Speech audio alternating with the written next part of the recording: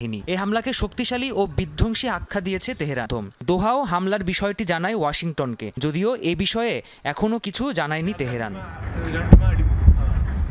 একই সাথে এর বিপরীতে পাল্টা যে কোনো হামলা শক্তভাবে দমন করা হবে বলেও হুঁশিয়ারি দেয় দেশটি। ইরানের এ হামলার কঠোর নিন্দা জানিয়েছে কাতার।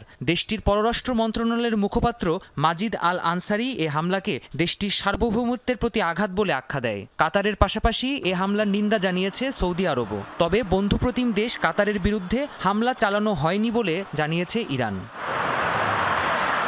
এদিকে পরিস্থিতি এখনও পর্যবেক্ষণ করছে যুক্তরাষ্ট্র। দোহার কাছাকাছি অবস্থিত মার্কিন বিমান ঘাঁটিতে মধ্যম ও স্বল্প পাল্লার ক্ষেপণাস্ত্র দিয়ে হামলা করা হয়েছে বলে জানিয়েছে ওয়াশিংটন। এদিকে হামলার বিষয়টি ইরান আগেই কাতারকে জানিয়েছিল, এমনটি বলছে বিভিন্ন গণমাধ্যম। দেখা যায় ইরানের ছোড়া মিসাইল প্রতিহত করছে আকাশ প্রতিরক্ষা ব্যবস্থা। শোনা যায় ক্ষেপণাস্ত্র বিস্ফোরণের বিকট আওয়াজ। কাতারের আল উদেইদ মার্কিন বিমান ঘাঁটিতে ক্ষেপণাস্ত্র হামলার বিষয়টি তাৎক্ষণিকভাবেই নিশ্চিত করে ইরানের বিপ্লবী গার্ড বাহিনী।